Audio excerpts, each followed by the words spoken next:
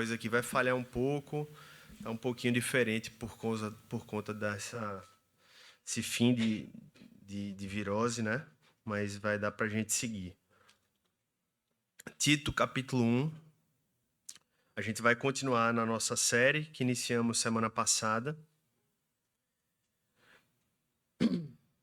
A gente vai seguir hoje a partir do versículo 5. Eu vou ler um trecho desse. Eu vou ler até o capítulo 9, até o versículo 9, nesse primeiro momento, 5 ao 9, e ao longo aí do sermão eu vou seguindo em outros trechos também, a partir do 10. Mas vamos ler a partir do versículo 5 até o versículo 9 agora. A palavra de Deus diz assim: Foi por esta causa que eu deixei você em Creta, para que pusesse em ordem as coisas restantes, bem como em cada cidade constituísse presbíteros, conforme prescrevi a você. Alguém que seja irrepreensível, marido de uma só mulher, que tenha filhos crentes que não são acusados de devassidão, nem são insubordinados, porque é indispensável que o bispo, por ser encarregado das coisas de Deus, seja irrepreensível, não arrogante, alguém que não se irrita facilmente, não apegado ao vinho, não violento, nem ganancioso. Pelo contrário, o bispo deve ser hospitaleiro, amigo do bem, sensato, justo, piedoso, deve ter domínio de si, ser apegado à palavra, fiel, que está de acordo com a doutrina, para que possa exortar pelo reto ensino e convencer os que contradizem este ensino. Amém. Vamos orar.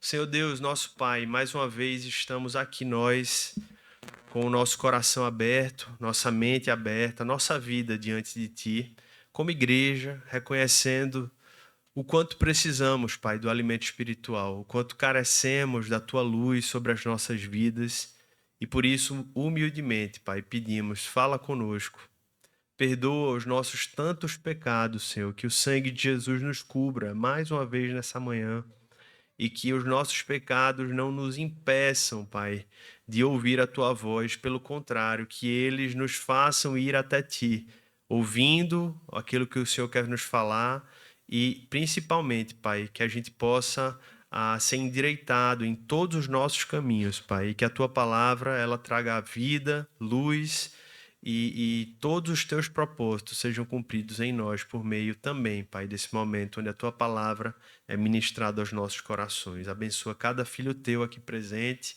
sê com a Tua igreja, renova o Teu povo, é o que nós oramos e pedimos em nome de Jesus. Amém. Amém. Irmãos, o tema dessa série é Colocando a Casa em Ordem. A gente está trabalhando o livro de Tito. Semana passada a gente começou essa série com um sermão estabelecendo os alicerces e a gente viu que Paulo, orientando Tito como um responsável ali pela região, nas igrejas de Creta, na região de Creta, ele começou a falar sobre como o realinhamento da vida dele, daquela igreja, daquele povo, começava por alguns aspectos fundamentais que o próprio apóstolo revelou na sua vida. Um realinhamento da sua identidade, da sua fé na revelação de Deus e no viver do propósito de Deus na sua vida. E agora ele entra em uma outra temática aqui ao longo do texto, que é falando sobre a ordem que precisa ser vivenciada no corpo de Cristo, na igreja.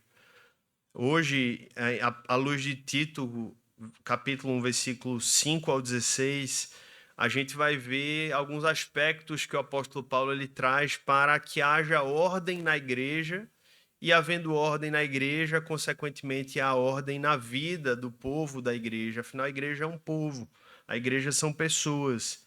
E aí ele começa trazendo orientações sobre a própria liderança da igreja. E para entendermos melhor esse texto, me veio à mente a história do Senhor dos Anéis. Com certeza todos aqui já ouviram falar, nem todos conhecem a história, mas você já com certeza ouviu algo do livro, do filme. Naquele contexto do último filme, da última parte da história, lá o Retorno do Rei, O mundo ele está mergulhado no caos. Os reinos agora já estavam completamente divididos. As trevas de Sauron, do mal, estavam cada vez mais avançando.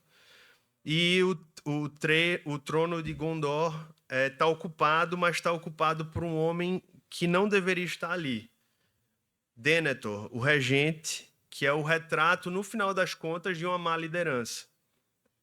Ele é um homem dominado pelo orgulho, dominado pelo desespero, e que vê o trono como um lugar de poder, não de responsabilidade, não de serviço. E enquanto ele está caindo, enquanto ele está mostrando o seu abismo ali e trazendo todo o reino a um abismo também, a gente começa a ver uma outra liderança, a liderança legítima se levantando, que é Aragorn, que é um dos principais personagens, né? E ele claramente não busca o trono, o reino por ambição, mas por dever, por entender o seu chamado. E assim que ele começa a tomar de volta o seu trono, ele começa a dar passo junto com vários outros personagens ali para que o reino possa ser retomado. Claramente, no enredo ali de Tolkien, o líder não é aquele que se levanta para dominar, mas é aquele que se levanta para servir, para se entregar. E dentre várias lições naquela história, naquele filme, naquele livro, na verdade, é que o poder nas mãos certas e exercido da maneira correta é uma fonte de bênção. Enquanto que, por outro lado, ele sendo vivenciado, experimentado de maneira equivocada por pessoas com más intenções, ele também se torna uma fonte de maldição. E é mais ou menos isso que Tito também mostra, ou melhor, que Paulo mostra a Tito, porque nesse primeiro trecho que nós acabamos de ler, nós vemos Paulo orientando Tito sobre como guiar a igreja, como estruturar a igreja a partir da sua liderança, para que a igreja seja vivenciada e o poder através da igreja seja manifesto de maneira saudável e abençoada. Enquanto que a partir do versículo 10 ao versículo 16, que a gente ainda vai ler, ele mostra o quanto, por outro lado, o poder mal exercido também é um caminho de maldição, também dentro do contexto da igreja. E assim como no contexto lá do Senhor dos Anéis, aquele poder mal exercido estava gerando vários problemas, se a luta já era grave, já era difícil de ser vencida, com aquele líder mau se tornava ainda mais difícil. A batalha ganhava contornos ainda mais dramáticos no contexto da igreja também. E é exatamente por isso, quando Paulo olha para aquela realidade da igreja já em perseguição, de uma igreja já sendo marginalizada e ainda vendo líderes maus sendo levantados no contexto da igreja de Creta, é que Paulo olha para Tito e diz: Tito, a primeira coisa que você precisa fazer é resolver o problema da liderança da igreja em Creta. E é por isso que no versículo 5 ele começa dizendo: foi por esta causa, Tito, que eu deixei você em Creta, para que pusesse em ordem as coisas restantes, bem como em cada cidade constituísse presbíteros, conforme prescrevia a você. Irmãos, a primeira lição, assim, muito prática, muito rápida desse texto aqui para a gente, é que a resposta de Deus ao caos não é a ausência de liderança, mas é a presença de uma liderança piedosa. Quando nós olhamos para a história de Senhor dos Anéis, por exemplo, a gente vê homens como Aragorn, que estavam servindo ali, né, aquele reino com coragem, com dedicação, com santidade, com amor. E é exatamente isso que nós precisamos continuar enxergando hoje, em todos os lugares, inclusive na igreja. Pessoas que são levantadas para colocar em ordem aquilo que o Senhor tem nos chamado a fazer. A igreja de Creta estava passando por muitas lutas e dificuldades, e Paulo, sabia o que precisava ser feito. A primeira coisa, ele sabia: eu preciso colocar em ordem a liderança dessa igreja. E a primeira ação, irmãos, que ele faz é dizer: Tito, coloca em ordem, em primeiro lugar, quem você está colocando para liderar essas igrejas em Creta. Lembre-se que eram várias, tá? Creta era uma ilha, então tinham várias igrejas. Existem estudos referente à Creta antiga, que existiam provavelmente mais de 100 cidades só naquela ilha. Então deveriam existir provavelmente várias igrejas naquela região. E quando a gente fala sobre liderança, irmãos, principalmente num contexto brasileiro, de tantos maus testemunhos de lideranças no contexto eclesiástico e político, é muito natural que as pessoas, num contexto brasileiro, vejam líderes como um aspecto negativo, pejorativo. No imaginário social brasileiro, num contexto, principalmente olhando para o aspecto político, onde você olha para os últimos presidentes e vários retratos da história, onde a maioria das pessoas que ocupam cargos do executivo, inclusive de presidentes e governadores, logo depois estão respondendo processos criminais.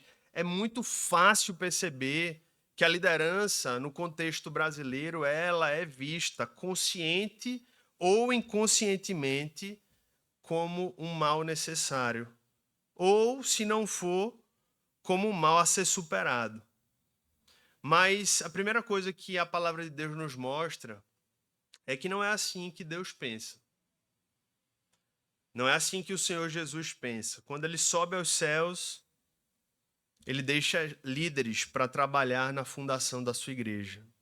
Deixa os 12 apóstolos e esses apóstolos instituem líderes para cuidar das igrejas locais. Em outras palavras, a liderança ela faz parte do projeto de Deus para o bom desenvolvimento da igreja. E hoje a gente vai mergulhar nesse texto para ouvir o que Paulo falou a Tito sobre como essa ordem deve ser estabelecida para que a igreja resista e persevere na sua missão. Então, quando a gente olha para esse texto aqui, a primeira coisa que a gente precisa só esclarecer, que é uma das perguntas que surgem, é a questão da nomenclatura, porque ele usa dois termos aqui. Versículo 5 ainda, a gente já leu, e no versículo 7 ele já muda o termo. No versículo 5 ele usa presbíteros. No versículo 7 ele usa o termo bispo. E quando pessoas leem esse texto, surge logo uma pergunta: mas o que é que ele está querendo dizer com isso? O que se refere esses nomes? Essas duas palavras, irmãos, elas são intercambiáveis na Bíblia. Você vai vê-las em outros textos, em outras passagens, sendo usadas para significados semelhantes. Obviamente, cada uma tem uma aplicação mais direta. Presbíteros tinha a ver com a ideia de uma posição de sabedoria, né, no contexto da liderança, e bispos o papel de supervisão. Então, tinha um aspecto mais diretamente ligado ao papel mais executivo de uma liderança. Mas ambos eles eram usados para o papel de uma liderança espiritual na igreja local. Eram usados de maneira intercambiável. Tanto é que no versículo 5 ele usa presbítero e no versículo 7 ele usa bispos. Então, é como se eu fosse usar aqui uma comparação, a gente conhece os professores normalmente pela palavra professor, mas nós usamos outros termos. É um mestre, é um tutor. Tutor, inclusive, ao longo da história, era um termo muito comum para se referir a um professor. Então, na prática, é mais ou menos isso que acontecia. Presbítero, bispo, pastor, inclusive, que é um termo hoje muito mais comum, né?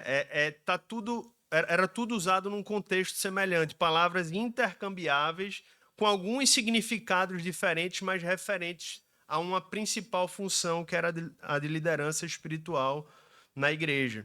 E a pergunta que surge é: se a liderança era algo desejado por Deus sobre a igreja local, se Deus deu tanto valor a isso, que a primeira coisa que por ordem em Creta era necessário trabalhar em cima daqueles que liderariam a igreja. A pergunta que surge é: mas qual é o tipo de liderança que Deus espera para a sua igreja? Qual é o tipo de liderança que Deus espera para que possa haver ordem no contexto da igreja? E é aqui que o apóstolo Paulo começa a listar para Tito. Ele não poderia ser mais didático. E ele começa a explicar, por meio de 3 subdivisões, aspectos fundamentais, inegociáveis, sobre o perfil das pessoas que tinham a responsabilidade de pôr ordem na casa de Deus. Primeira coisa está no versículo 6 a 8. Vamos voltar aqui lá para o versículo 6. Alguém que seja irrepreensível. Então, essa palavra ela é como se fosse o norte aqui. Ela, no original, no grego, ela obviamente não era uma palavra utilizada para sem pecado, porque a palavra de Deus diz todos pecaram. Então, o foco dessa palavra não é perfeição, mas é uma avaliação ligada à maturidade e à reputação dessa pessoa.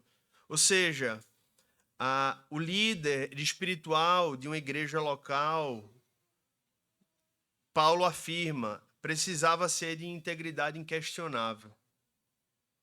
João Calvino, quando comentou esse versículo, disse que ele não poderia ser arruinado pela má fama.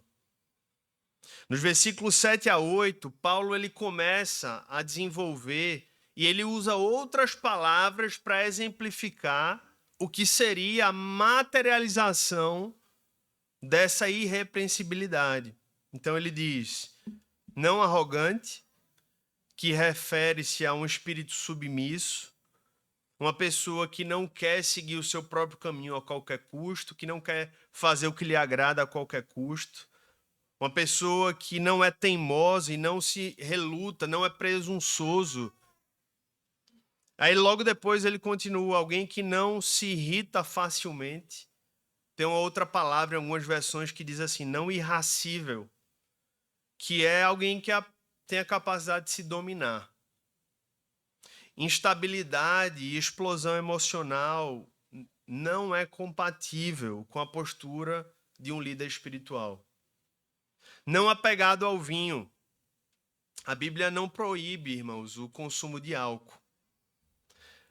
Mas ela sempre deixa claro que isso precisa ser feito com moderação. E isso precisava ser uma marca também da liderança.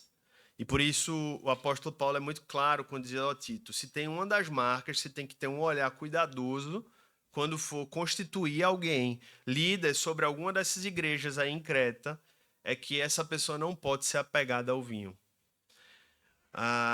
Não pode ser apaixonado pelo álcool, porque desde aquela época isso já mexia, e aí você pode aplicar isso a vários outros entorpecentes, a várias outras coisas que fazem as pessoas serem dependentes e serem modificadas no seu controle próprio, no seu domínio. E é à luz desse texto, inclusive, irmãos, o motivo pelo qual muitos líderes espirituais tomam a decisão, como eu já conheci vários, de se tornarem abstêmicos, né? Eles se abstêm do álcool. E é uma decisão muito sábia, principalmente para aqueles que enfrentam alguma tentação nesse sentido. Mas isso é um voto que precisa ser feito individualmente, não por uma obrigação bíblica, porque não cremos que o álcool ele é proibido biblicamente. O que é proibido é a embriaguez. E aqueles que lutam contra o domínio, contra o álcool, talvez sim tenham que considerar uma abstenção se não tem condições de controlar o seu consumo. E o apóstolo Paulo ele continua, além disso, não deve ser violento. E toda liderança ela é exercida por uma fonte de poder que lhe é dada.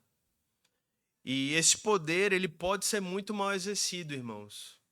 Pode ser exercido com violência, tanto física, como verbal, como emocional. E o apóstolo Paulo diz para Tito, olha, esse homem não pode ser violento. Porque se ele for violento sem poder, com poder vai fazer muito estrago. Então ele não pode ser violento. O poder que Deus confere é para o serviço, não é para a violência. Depois ele continua dizendo, ele não pode ser ganancioso. Ele não pode ser ganancioso. Deixa eu continuar aqui. Versículo 7. Nem ganancioso. Infelizmente, irmãos, isso inclusive no Brasil até hoje é uma das marcas. Pessoas que visam o ministério pensando em ganhar dinheiro com o ministério. Muitas pessoas olham para o ministério como um trampolim social. E isso é ganância, irmãos, isso é pecado. Quem entra no ministério pensando em dinheiro já está entregue a Satanás. Você deveria entrar no ministério ou se ver chamado ao ministério por uma obra de Deus, por uma convicção de que Deus está lhe chamando e entendendo que você está, inclusive, sujeito às mais difíceis e imprevisibilidades da vida, porque você está entregue nas mãos do Senhor. E por isso que o apóstolo Paulo diz, olha, ele não pode ser ganancioso, porque se ele for ganancioso, esse coração vai render muitos frutos problemáticos no serviço a Deus. Ele diz, por outro lado, agora, características positivas. O bispo deve ser hospitaleiro. Irmãos, o líder espiritual, na verdade, ele não é que ele precisa ser hospitaleiro. Isso, na verdade, é muito mais do que alguém que aprendeu a abrir uma casa. A vida de um líder espiritual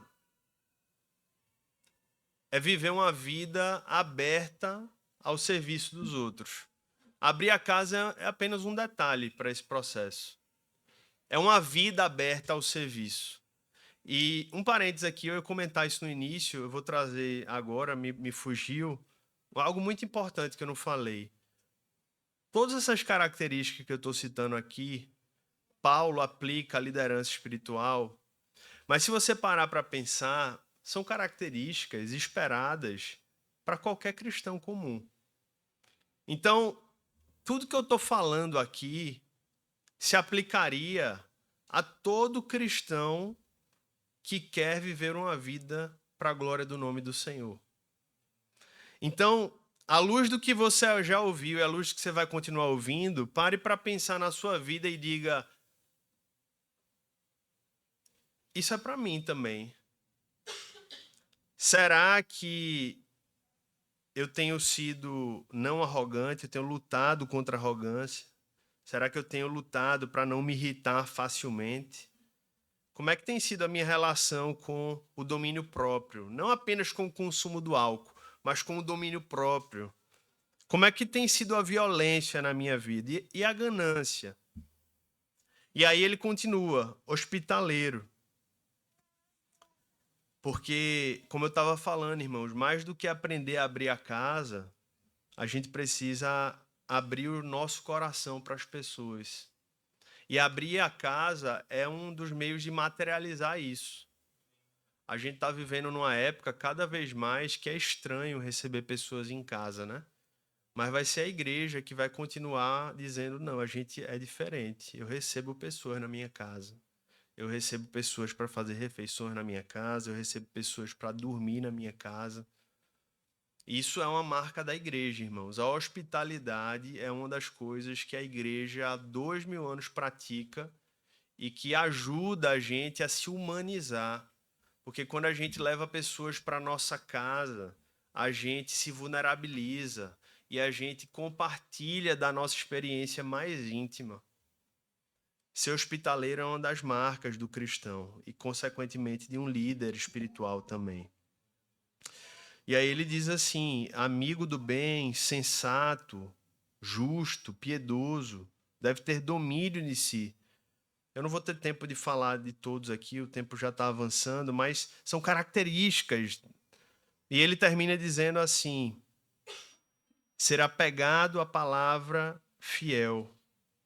Mas antes de eu comentar o 9, vamos voltar para o 6 aqui, que eu pulei o 6 para depois voltar. Então, falamos de características pessoais, mas agora de características familiares. Versículo 6. Alguém que seja irrepreensível, aí, marido de uma só mulher, que tenha filhos crentes que não são acusados de devassidão, nem são insubordinados. Então vamos pela primeira parte aqui, irmãos. O que seria marido de uma só mulher? Eu vi um pastor dizer certa vez que em sua biblioteca tinha 14 volumes de comentários bíblicos sobre essa epístola de Paulo a Tito. E que cada um ali, das 14, ele encontrou 11 opiniões diferentes acerca do que a expressão marido de uma só mulher significa, né? Só para a gente perceber que é uma discussão complexa à luz da história da igreja, para entender o que realmente Paulo quis dizer, marido de uma só mulher. Então é mais fácil, em primeiro lugar, a gente entender o que não quis dizer. Em primeiro lugar, isso não quer dizer que Paulo estava excluindo aqueles que nunca se casaram. Provavelmente o próprio apóstolo Paulo não era casado e ele estava no ministério. Não quer dizer também que estava excluindo os viúvos, por exemplo, porque se enquadraria na mesma situação. Mas com certeza ele quis dizer o que é indiscutível à luz da história da igreja, é que não estavam aptos à liderança os polígamos. Você diz assim, como assim, pastor? É óbvio, né? Não é tão óbvio, irmãos. Principalmente no contexto do início da história da igreja, onde o paganismo ainda dominava a cultura grega, romana, existiam muitas pessoas que se convertiam, que já tinham 3, 4, 5 mulheres, e que a igreja teve que conviver com um período da história onde pessoas que já tinham 3, 4, 5 mulheres ainda, no contexto da igreja local, estavam mantendo essa formação familiar. Por quê? Porque é óbvio, tinha a primeira, mas ia fazer o quê com as outras 4? Ia mandar embora? Então a igreja passou por um contexto complexo no início da formação da igreja, porque, de fato, haviam homens polígamos que entendiam agora que era errado, carregavam esse erro do passado, mas uma consequência eles tinham: olha, vocês não podem aspirar ao ministério. Eles sabiam que isso era uma consequência do pecado que eles traziam. Outra coisa que certamente implica aqui, irmãos, é aqueles que vivem em adultério, né? Certamente estavam impedidos também, estavam enquadrados nessa categoria aqui, onde não poderiam ser ordenados, incluindo aqueles que se divorciaram sem justo motivo e se casaram novamente. Então, isso também estava enquadrado aqui. E a gente vê a seriedade desse assunto, dessa temática, para a gente ver o quão sério Deus leva o padrão do casamento. Casamento é coisa séria para o Senhor, não é uma brincadeira. E além do critério matrimonial, havia o critério dos filhos da liderança. E o texto diz claramente que tenha filhos crentes. Filhos crentes. Afinal, se o líder não sabe governar a própria casa, como ele poderá governar a igreja de Deus? Então, é óbvio que nenhum pai, nenhuma mãe tem o poder de salvar um filho. Isso é um fato. Mas ele tem o poder e a responsabilidade de conduzi-los no caminho. Então, esse era um critério bíblico também para a liderança espiritual. Versículos 8 e 9 agora, irmãos. Então, ele falou do critério pessoal, familiar, e agora ele fala de um critério mais técnico, vamos dizer assim, se é que é possível falar dessa forma. Ele diz assim: o pastor precisa ser apegado à palavra, fiel, que está de acordo com a doutrina, para que possa exortar pelo reto ensino e convencer os que contradizem este ensino. Então não é apenas necessário o bom caráter, em outras palavras. É preciso conhecer a verdade e saber defendê-la. Porque líderes eram também, além de guardiões da moral cristã, eram guardiões da doutrina cristã, da fé cristã, e precisavam proteger o rebanho. E aí, irmãos, o texto continua, a partir do versículo 10. A gente não leu essa parte ainda, eu vou ler com vocês, a partir do versículo 10. Abra aí comigo. Ele continua, o apóstolo Paulo, falando agora não apenas do modelo, mas ele fala também do antimodelo. Porque para Paulo chegar nesse tema com Tito, com certeza estava um cenário muito sério por trás. Quando Paulo chega e diz, Tito, eu preciso falar sobre critérios para a liderança, é porque já tinha um cenário por trás de muita bagunça e ele começa a explicar aqui que bagunça era essa.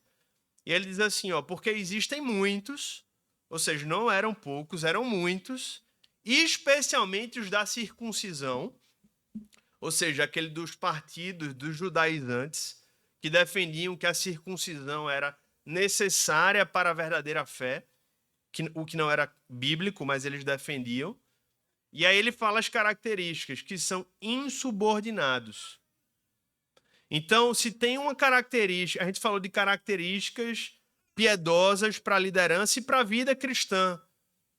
A gente falou de várias. Se tem uma característica que é marca não piedosa, ímpia de uma vida cristã, ou melhor, oposta a uma vida cristã, é aqueles que são insubordinados. Falam coisas sem sentido e enganam os outros. É preciso fazer com que se calem, porque andam pervertendo casas inteiras, ensinando o que não devem, com a intenção vergonhosa de ganhar dinheiro. Então, esse problema, irmãos, que nós vemos hoje muito forte aqui no Brasil, de pessoas usando a fé para ganhar dinheiro, já existe há muito tempo. Desde que o mundo é mundo, desde que o evangelho começou a ser pregado, desde que a igreja começou a nascer, isso já era uma realidade, infelizmente. Mas é só para a gente perceber que essa já era uma luta desde o primeiro século. E o apóstolo Paulo foi muito firme nesse sentido. Inclusive, ele chega, como acabamos de ler, a dizer: é preciso fazer com que se calem. Ou seja, a igreja era um contexto onde havia uma clareza muito grande de saber que tinha limite. E um dos limites era a atuação de homens contrários à fé, que tentavam se utilizar do espaço da igreja, inclusive para ganhar dinheiro. Versículo 12. Foi um dos cretenses, um próprio profeta deles, que disse: os cretenses são sempre mentirosos, feras terríveis, comilões preguiçosos. Este testemunho é verdadeiro. Portanto, repreenda-o severamente, que sejam sadios na fé. Então, o apóstolo Paulo é muito claro em mostrar a ação de Tito. Tito, você vai precisar repreendê-los. Eu estou te mandando aí porque você vai precisar agir. E não se ocupem com fábulas judaicas, nem com mandamentos de gente que se desvia da verdade. Todas as coisas são puras para os puros, mas para os impuros e descrentes nada é puro. Porque tanto a mente como a consciência deles estão corrompidas. Afirmam que conhecem a Deus, mas o negam por meio do que fazem. É por isso que são abomináveis, desobedientes e reprovados para qualquer boa obra. Então aqui, irmãos, Paulo conclui esse cenário onde ele mostra a realidade espiritual que estava, de algum modo, influenciando Creta e as suas igrejas. E a partir disso, quando a gente vê esse relato do versículo 10 ao 16, a gente entende melhor o porquê Creta está vivendo o que está vivendo. Porque líderes ou pessoas que estavam tentando ocupar a liderança carregavam essa característica. E Paulo olha para Tito e diz: Tito, você está sendo levantado, está sendo constituído por mim para que você constitua pessoas e pastores ali naquela região para atuarem em resposta a essa realidade. E é por isso que João Calvino, certa vez, disse que o pastor, o verdadeiro pastor, tem duas vozes. Uma para chamar as ovelhas e outra para espantar os lobos. Porque um dos papéis, irmãos, é olhar e ver onde é que está havendo. Não é só proclamar a verdade, é onde é que está havendo erro, onde é que está havendo a problema. Então, esse é um dos papéis no contexto da igreja. E ele identifica claramente que o problema começava no coração, porque no versículo 15 ele diz: todas as coisas são puras para os puros, mas para os impuros e descrentes nada é puro. Então Paulo identifica claramente, diz assim: Tito, o problema desse povo está no coração. Se eles não forem transformados, se eles não forem alcançados, se não houver uma mudança de verdade, nada vai ser transformado. A mentira, a avareza, a insubordinação, a ganância não vai ser transformado enquanto a mente e a consciência deles estiverem corrompidas.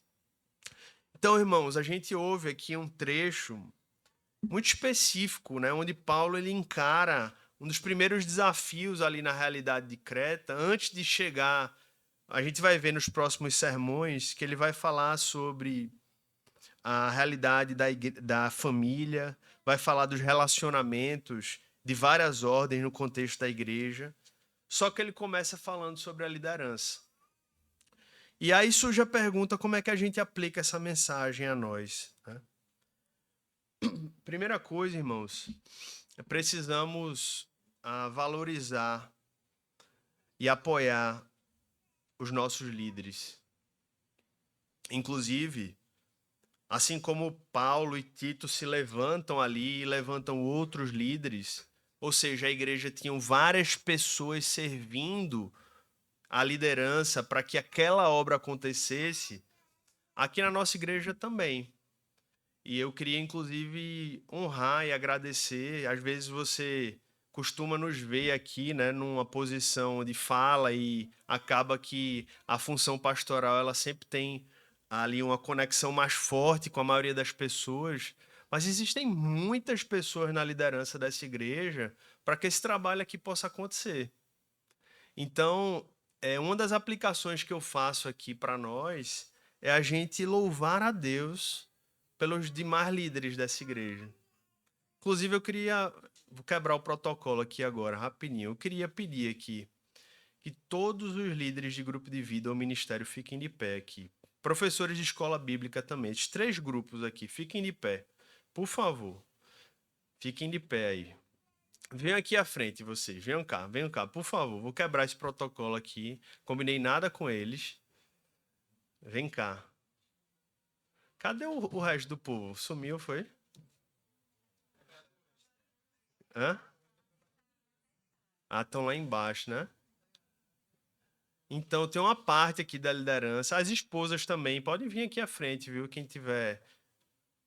Vem cá, Denise. Vem cá. Quem mais? Lore também. Eu queria. É uma aplicação muito prática aqui, irmãos. Essa igreja, ela só é essa igreja porque temos líderes aqui servindo. Então, quando eu falo esse sermão, eu sei que a gente poderia ter várias aplicações, mas uma das aplicações é louvemos a Deus pela vida da liderança dessa igreja, amém? Tem vários outros irmãos que estão lá embaixo, líderes de grupo de vida. Cadê Léo e Mayra? Estão aí? Léo tá aí. Cadê Dio e Amanda? Dio tá aí. Amanda tá doente. Vinícius e Camila, que estão com o Gigi, né? Licença paternidade e maternidade. Então, assim, irmãos, eu louvo a Deus pela vida desses líderes aqui. E eu oro para que a gente possa agradecer a eles e vocês possam continuar cooperando. A maioria da igreja aqui, quem é membro, faz parte de alguma equipe. Você tem sido cuidado, orientado por esses irmãos, professor, porque eu chamei professores da escola bíblica também, porque eles dão aula, irmãos, eles estão ministrando a palavra aqui para a nossa igreja. Então, assim, podemos louvar a Deus pela vida desses irmãos. Deus abençoe a vida deles. Podem voltar ao lugar de vocês.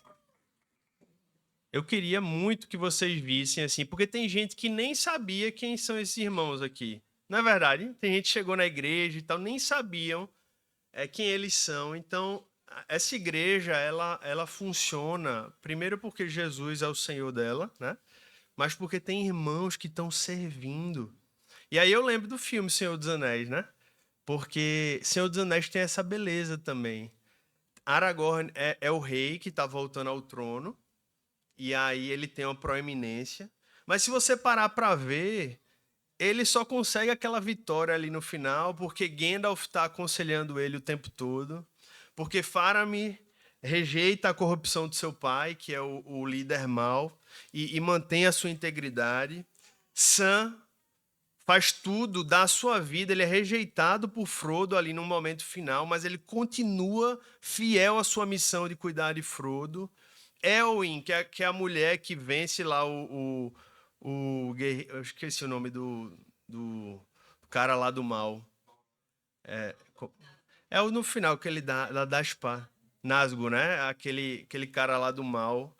E é a mulher que, surpreendentemente, lá, ela que consegue aquela vitória quase impossível.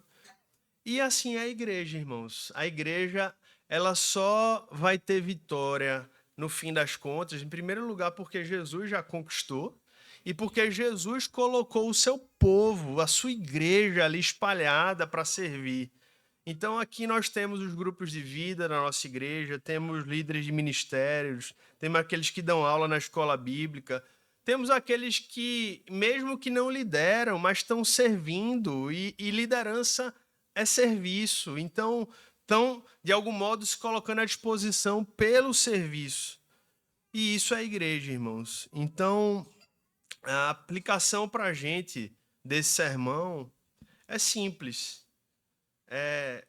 Se você entende agora, mais do que nunca, né, que liderança é algo bíblico, que o Senhor instituiu liderança, não apenas para nutrir a igreja, cuidar da igreja, pôr ordem na igreja, mas também para livrar a igreja do mal. Apoie a sua liderança, apoie a sua igreja, ore por isso.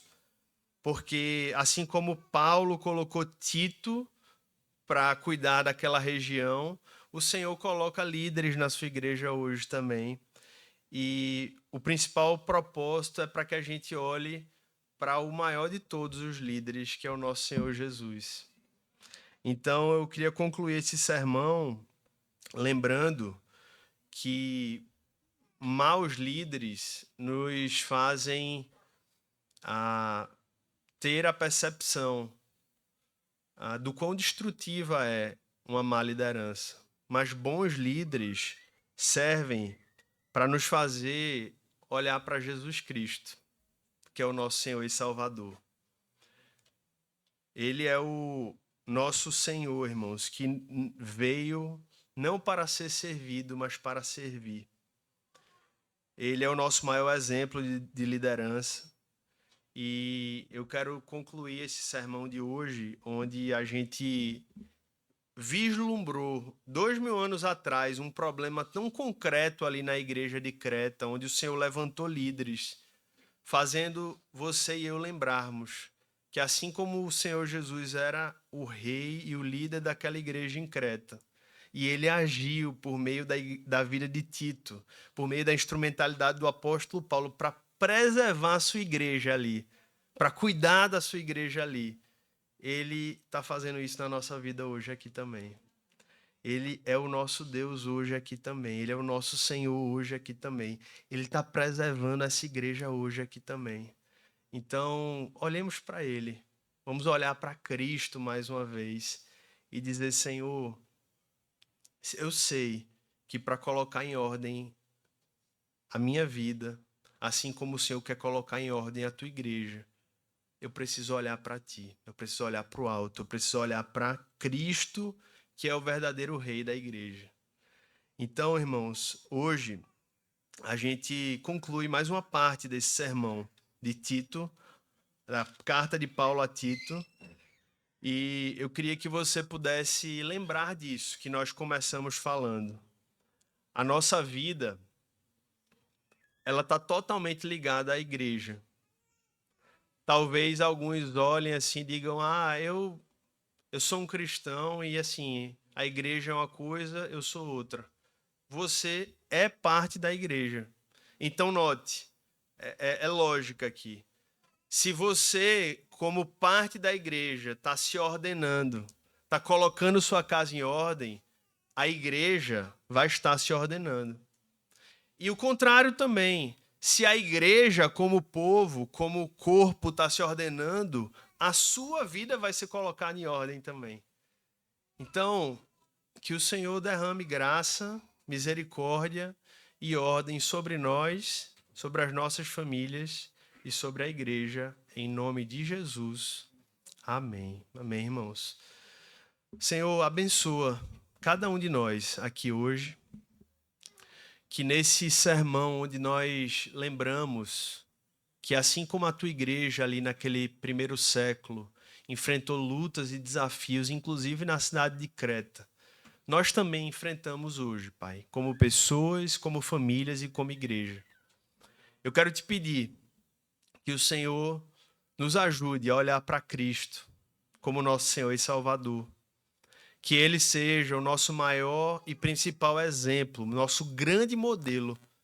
E que assim, Pai, nós, líderes da nossa igreja, todos sejamos inspirados pelo exemplo de Jesus Cristo, que veio para servir e dar a sua vida em resgate de muitos.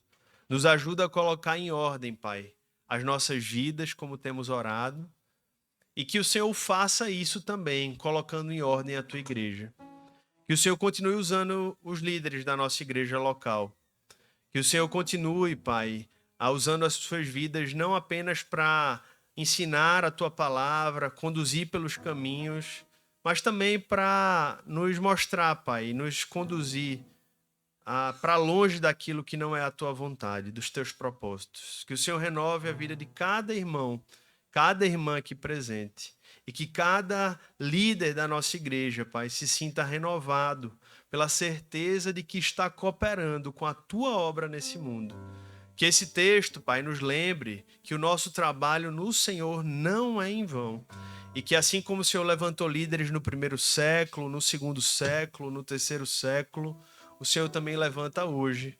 E nós queremos continuar servindo a Ti, Pai, e fazendo a Tua vontade. Prepara o nosso coração para a ceia do Senhor, que é a Tua mesa, que é o convite que a cruz e o perdão que há em Jesus Cristo nos faz. Que nós possamos beber, Senhor, do Teu cálice, comer do Teu pão e sermos renovados, Pai, pela alegria e pela esperança que há em Ti. É o que eu te peço e é o que eu oro em nome de Jesus. Amém e amém.